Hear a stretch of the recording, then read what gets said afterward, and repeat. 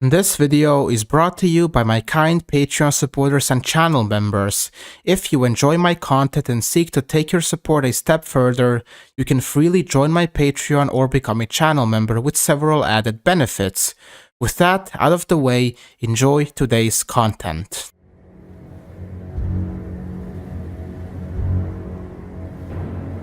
The independent state of Croatia and the rule of the Ustaša is considered by many as the darkest period of Croatian history, a period known for its brutality and genocide. Under the dictator Ante Pavelić, the Ustaša carried out horrendous crimes to the point that even the Nazis themselves said that they were going too far.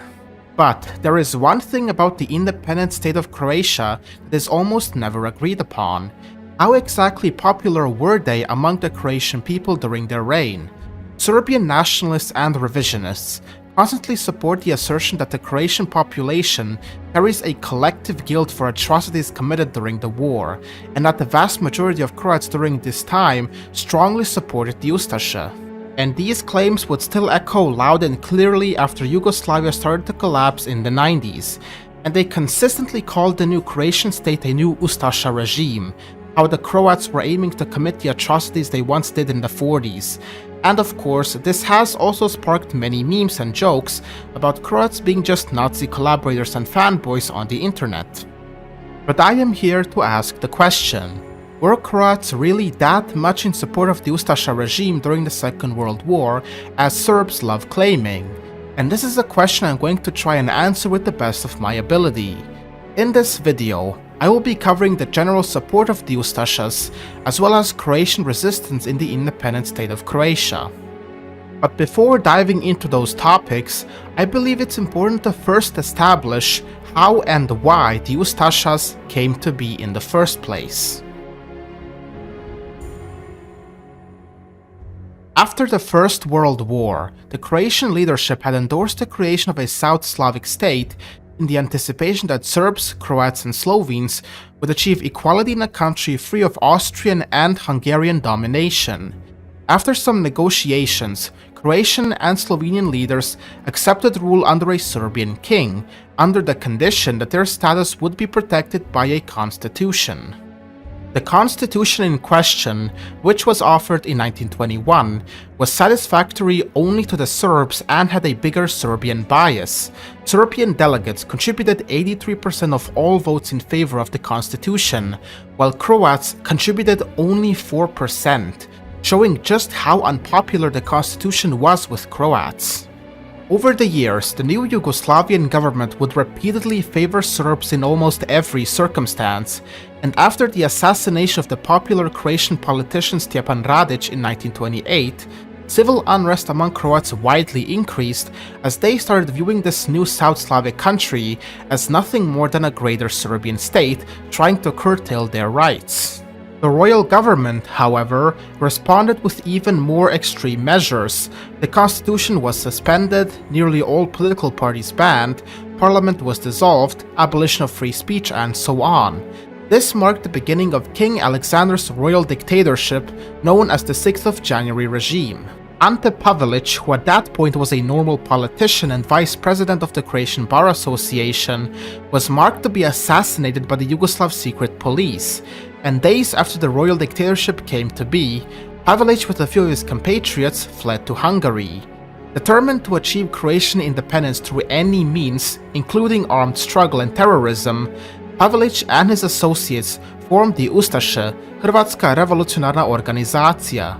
The name Ustaša was derived from the Serbo-Croatian word ustati, which means to stand up or rise up.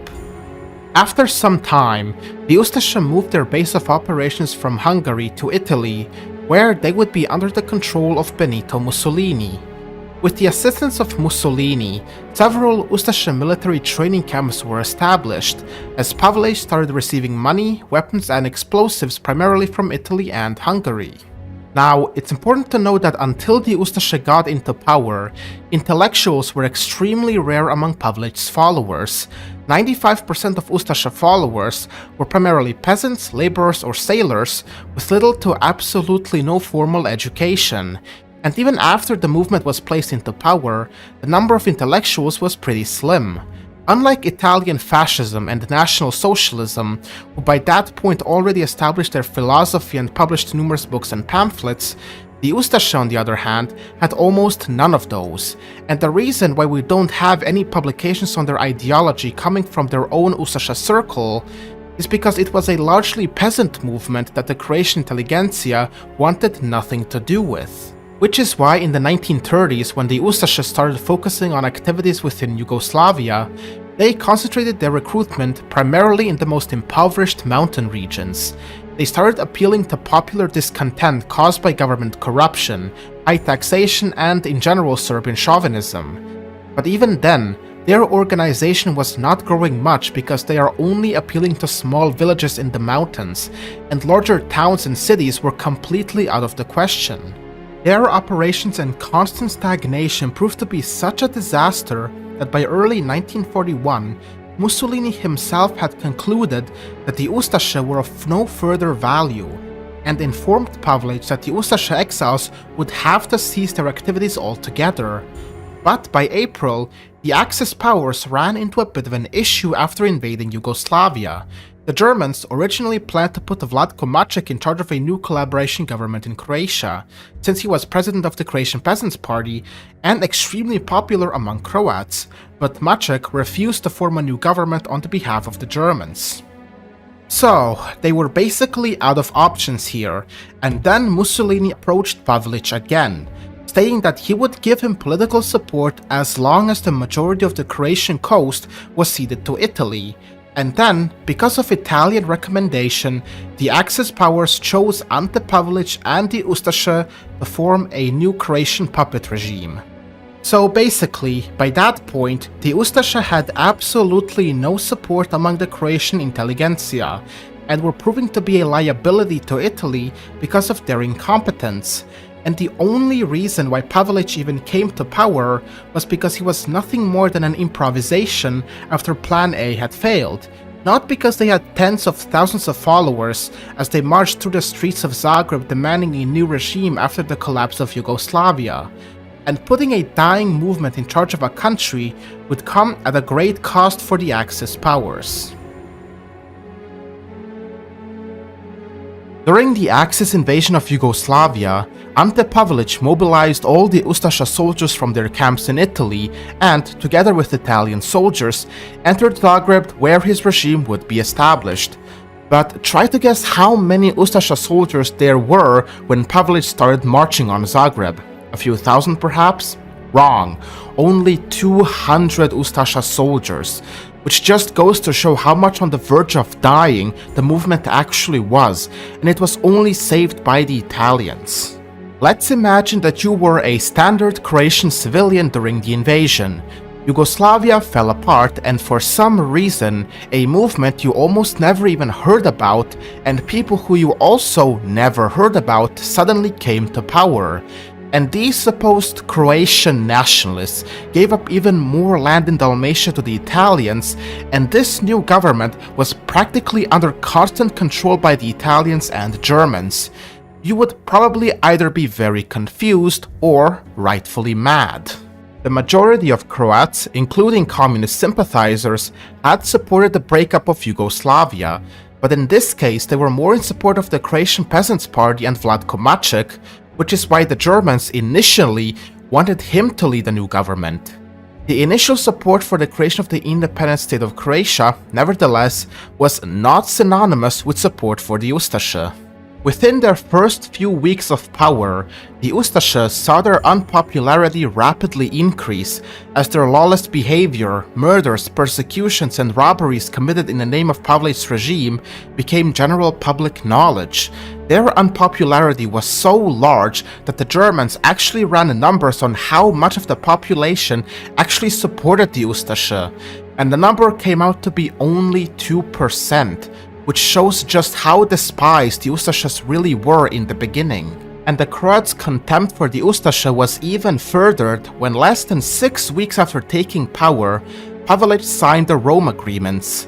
This agreement ceded a lot of parts of Dalmatia to Italy, an integral part of the Croatian homeland since early medieval times, And when the Croatian people learned that an Italian duke, Prince Aimon, would be imposed as king of Croatia under the name Tomislav II, support for the Ustaša virtually collapsed. Author Mateo J. Milazzo, in his book The Chetnik Movement and the Yugoslav Resistance, paints a clear picture on how the Ustaša were truly seen. Quote from the book. The emigre Ustaša group had very little domestic support and was utterly unfit to rule a greater Croatia. Even according to members of the Ustaša organization, the movement had at most about 40,000 followers, or barely 1% of the population. The largely rural Croatian population was, traditionally, loyal to the Peasant Party. Several efforts of the Ustaša leaders to win Maček over to some sort of collaborationist posture failed. End quote. The unrest caused by Ustaša massacres became so widespread in the first few weeks that the Germans, once again, this time begging Vlatko Maček to take over the leadership of Croatia, which he again refused. Even Adolf Hitler recognized how unpopular and poorly organized the Ustašas were, but he practically had to support them because, as the Italians made clear, they were the only reliable collaborators in Croatia, no matter how much of a liability they were. The only thing that was holding Pavelić's regime together were the Italian and the German garrisons stationed across the country, most definitely not because of supposed popular support among the Croatian people. If the Germans and Italians pulled out and left Pavelić completely alone to his own devices, the independent state of Croatia and the Ustaša regime would not have even lasted a week before completely falling apart.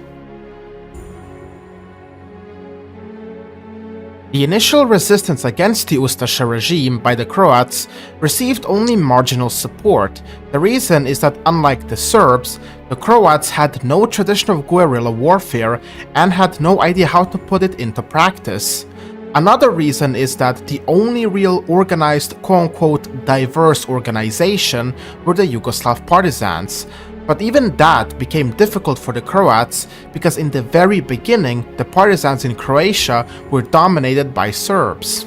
Serbian partisans tended to view their resistance movement as exclusively Serbian and generally rejected the inclusion of non-Serbs. Furthermore, Serbian partisans often raided villages of their Croatian neighbors. Thus, it proved difficult for the partisans, at least in the beginning, to attract any Croats to their ranks. Serbian revisionists and nationalists also loved to claim how the success of the partisans in Croatia and Bosnia was mainly because of Serbs, because apparently Serbs made up the majority of the partisans, fighting for freedom and dignity while the evil Croats collaborated trying to wipe them out. But if we look at actual historical records of the partisans in Croatia, we would come to a different conclusion. As I said, in the very beginning, the partisans in Croatia were in fact Serbian majority, but by 1943, the partisans started expanding more rapidly, and over time, more and more Croats started joining their ranks. By the end of 1943, Croatia proper had provided more partisans than any other former Yugoslav state, and according to the official census, from 1941 to 1945, the partisans of Croatia were 61% Croat, 28% Serbian, and the rest being Slovenes, Bosniaks, Montenegrins, and so on. As the partisans started getting more and more Croatian dominated, Serbian partisans started feeling more disconnected. In order to try and appease the Serbs, Andrija Hebrang, leader of the Croatian partisans, emphasized many times in his speeches about the need of unity of Serbs and Croats in these hard times, and even established a Serbian newspaper called the Serbian Word. But this was still not sitting with Serbian partisans, as they started defecting en masse, not only to the Chetniks, but also to the Germans as well. So over time, the partisans became more and more Croatian dominated as the number of Serbian partisans kept shrinking because they did not want to work under Croatian leadership. Milovan Đilas, a Serbian communist politician who was not exactly known for his love of Croats, stated in a conference on just how organized the Croatian resistance was. Quote, Nowhere was a power structure as conspicuous and as real as the one in this liberated territory. It was evident not only in the better dress and food of the staffs and agencies, but also in the official bureaucratic mode of operation. Zavnohl had every appearance of an assembly and a government. All kinds of schools were operating, agencies exchanged reports and circulars." End quote. As time went on, the Liberation Committee in Croatia became stronger and more organized, as thousands of Croats flocked to the partisans full of morale on vanquishing Pavlovic's regime. The partisans, under the leadership of Andrija Hebrang and other Croatian revolutionaries, attained a broad public mandate, representing not only a resistance movement, but perhaps even a healthy Croatian national movement. However, if we look at the Ustaška Vojnica, the official military branch of the Ustaša, we will see that the complete opposite was the case. By the end of 1944, the militia numbered around 76,000, and saying that they were disorganized would be a complete understatement. In fact, take it from General Fritz Neithold, a German general who served in Croatia. Quote, "Through borrowing and requisitioning, the troops have acquired a huge amount of baggage. They make for an extremely unmilitary looking picture on the roads. The troops are completely out of control." End quote. And it would get even worse. Quote, "Troops and officers lie, are uninterested on the trucks and give no salute. The morale reports show that a large number of the Croatian troops are just fellow travelers without any understanding of the necessity of the battle against the partisans." End quote. The partisans in Croatia were not only dominated by a Croatian staff and numbered even greater than that of the Ustaša militia, but they were also extremely more organized and effective that even the German generals acknowledged it. They managed to transform the partisans from a band of village raiders into perhaps the most effective resistance movement during the Second World War. It is unarguable that the Ustaša certainly have left their mark on the history of Croatia. Their legacy is very well known to this very day, whether positive or negative depending on who you ask, and even some Croatian organizations and political parties claim to be their successors. However, no matter how much popularity they gained in this day and age, it still does not change the fact that the Ustaša were despised by the vast majority of Croats during the Second World War. Far from the claim Serbian nationalists and revisionists love to say, how the Croatian people are responsible as a collective for their crimes and atrocities. Croats waged the most effective resistance movement against the Ustaša as part of the partisan movement in Croatia proper, fighting off both the Serbian nationalist Chetniks as well as Pavlovic's regime, and in the end coming out on top as a true force to be reckoned with.